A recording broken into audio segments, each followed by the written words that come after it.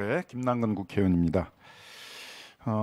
먼저 홈플러스 그 물품 구매 유동화 전단체 문제점에 대해서 한번 질문을 드리도록 하겠습니다. 답변은 좀 제가 질의가 다 끝난 다음에 5분 끝나면은 우리 금감원장님이나 금융위원장님이 좀 답변해 주시기 바랍니다. 먼저 이게 사기 판매가 아닌가 이 부분에 대해서 한번 좀 질의를 드리도록 하겠습니다. 넘겨주시죠. 먼저 이게 회생 채권으로 이제 이 채권이 묶이게 되게 되면은 일단은 전부 변제를 못 받고 대부분 이제 상당히 감액되죠. 보통 뭐 한 30%도 못 받는 경우도 많아요. 그리고 또 당장 받는 게 아니라 뭐 7년, 10년 이렇게 분할 상환을 하기 때문에 채권자의 입장에서는 뭐 어마어마하게 불이익한 거고, 그렇기 때문에 이게 회생 절차에 들어간다 그러면 그 채권을 살 리가 없겠죠.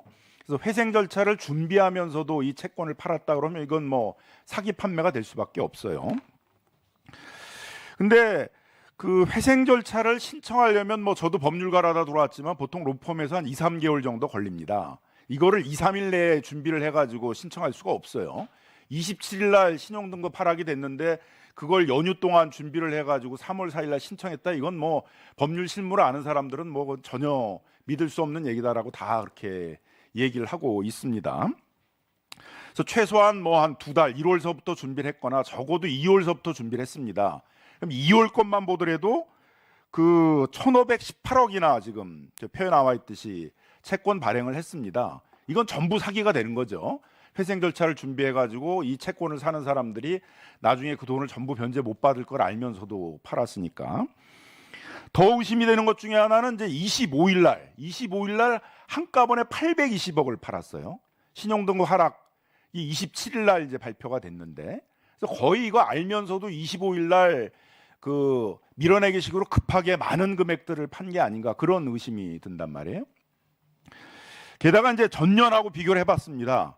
전년에 12월 달에 한 203억 팔았는데 2024년 12월 달에는 1,128억 팔았고, 1월 달에 작년에는 420억이었는데 1,373억, 작년 2월 달에 359억이었는데 1,518억이나 팔았어요.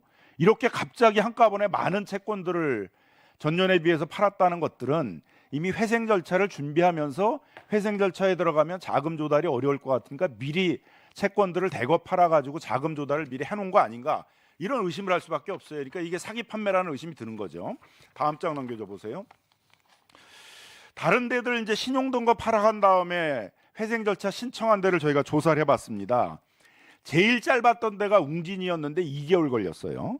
그 다음에 포스코 플랜텍 같은 경우도 3개월 걸렸습니다. 이건 신용등급이 하락하게 돼서 자금이 조달이 어렵게 되니까 그때부터 막 부랴부랴 준비를 해가지고 회생 신청을 했는데 그게 2개월, 3개월 걸렸다는 거거든요. 다른 자구 노력 같은 거 하지 않고도. 그러니까 이걸 2, 3일 내에 준비를 해가지고 신청했다는 것들은 도저히 이건 상식적으로 생각할 수가 없는 것이고, 그래서 이 부분에 대해서는 저는 금융위 금감원 철저히 조사하셔야 된다 이렇게 생각을 합니다. 그 다음 좀 넘겨보시면은 신용증권 같은 경우에도 이게 불안전 판매를 했다라고 이제 의심을 할 수밖에 없습니다.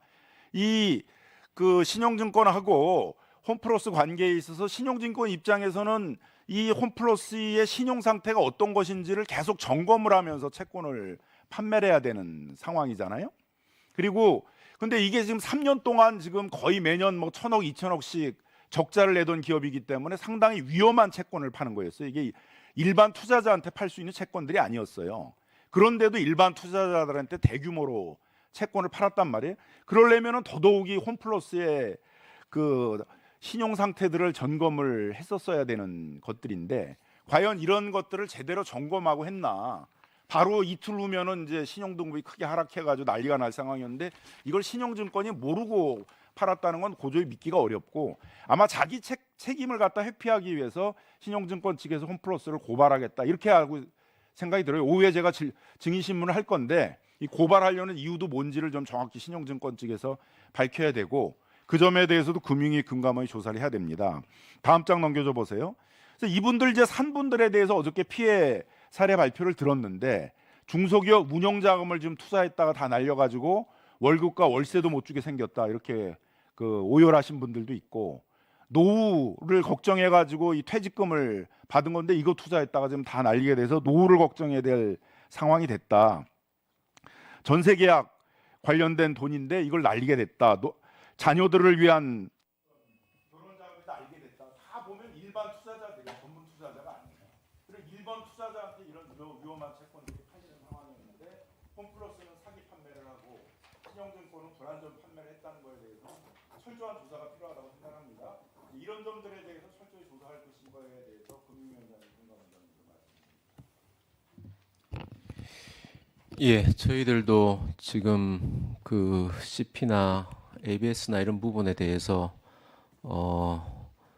불안전 판매 여부를 검사를 지금 나가 있는 상황입니다. 그럼 철저히 조사를 해서 그 위법 여부를 판단하고 엄정히 대응하겠습니다.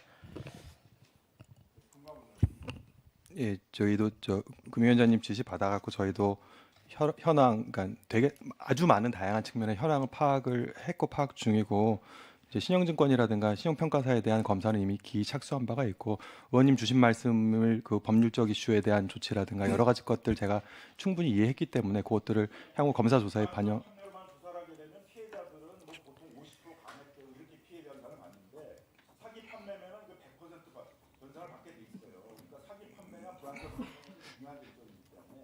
예, 알고 예, 어쨌든 그 분쟁 해결 이슈라든가 여러 가지 책임 문제에 대해서 여러 가지 것 쟁점이 있다는 걸 잘 알고 있고 명심해서 조치하겠습니다. 자, 수고하셨고요.